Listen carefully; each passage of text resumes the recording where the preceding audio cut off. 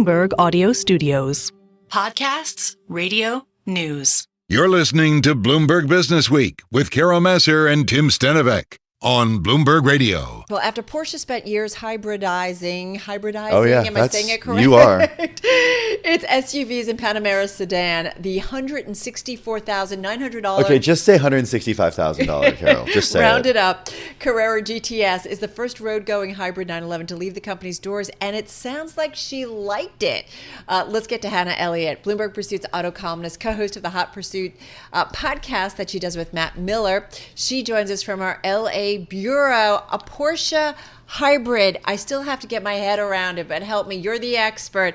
How did you get your head around it? How did they get their head around it?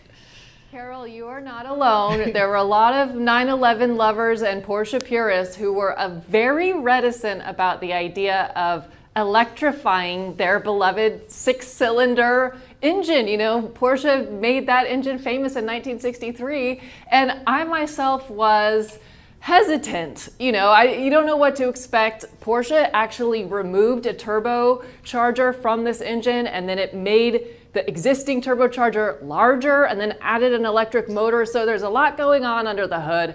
And, we kind of didn't know what to expect, but I'm happy to report to you that the Carrera 911 GTS hybrid is really fabulous. And honestly, it was, in a good way, very unremarkable. It's got about 60 horsepower more than the previous version, and it's a little bit faster, but you know what?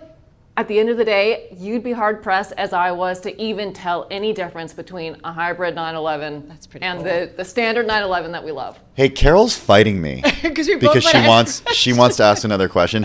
You know what, Carol? Go ahead. No, oh God. This is what happens. Because your voice is a little No, sore this is today? what happens when Hannah Elliott comes on. It's like we fight each other to get to talk to her. But go ahead and ask another, Carol. Put the pedal to the metal, and how did it feel? And where did you ride it or drive it? Okay, so I drove it on a track in Spain, which, yes, it does sound very glamorous, and of course it was great, but Spain is also a really great place to drive cars right now because the weather's fabulous, and these automakers can get the tracks there for pretty cheap. So they just have journalists come out to these Spanish tracks, and you spend the day driving it around. Yeah, but Hannah, watch out for the olive trees, okay?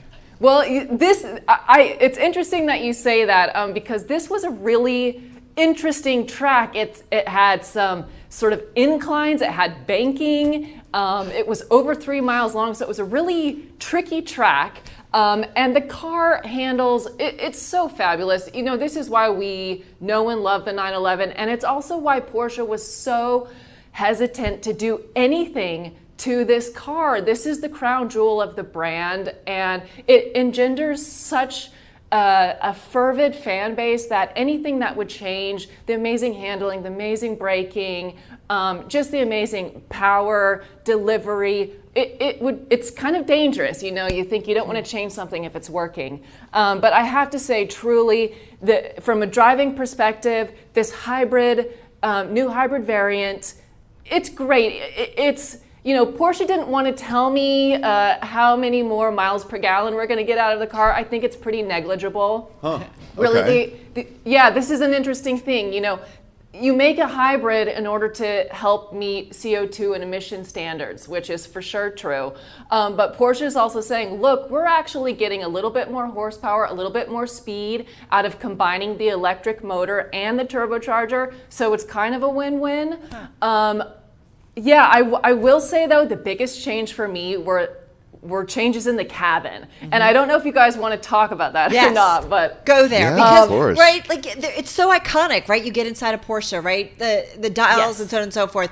Tell us what the experience was like, because it sounds like that's where you were a little disappointed. So this is where I was really surprised. The car itself, in terms of driving, it's very well within the Porsche 911 lineup. It's not the fastest, but it's in the middle. It's in the middle. Inside, though, this is really the first 911 to have a button to start the car rather than the sort of faux key fob that you go to turn on the left side, which is a really signature touch for a 911. Now they've put a button there. And Porsche has also removed all of the analog gauges. Porsche has this signature 5-gauge setup behind the steering wheel with the tachometer right in the middle. They've done away with that. Now it's screens, you've got a push button start, and they also removed the back seat. Now that's now available as a no-cost option. But people who really love the 911 and spend a lot of time in that cabin, whether they're commuting to work or driving it on the weekends, you're going to notice, I think the biggest change that you will notice is inside the cabin. Does it feel like when you drive it that you're driving a hybrid? No. And you know why? First of all, there's no electric-only range. You know how some plug-in hybrids, you can drive in electric-only mode for a few miles? This Carrera GTS doesn't have that. You don't even plug it in to charge. This is a mild hybrid. So all of the energy is being transferred under the hood. You're not plugging it in. You're not driving in electric-only mode. So honestly, you'll be pretty hard-pressed to feel any difference in terms of, ooh, am I driving a hybrid? Other than maybe you could feel that it's a little bit faster if you're doing if you're burning rubber from 0 to 60 miles an hour, it is about 0.3 seconds faster. So you'll feel it in that way. But just from a regular driving perspective, honestly, you're not going to feel any difference. Scale of 1 to 10. What do you give it? Oh, I give it 8. 8. Ooh. I like hybrids. Yeah, I think, you know what? I think hybrids, we used to think they were a bit of just a bridge technology while we all accelerated toward electric vehicles.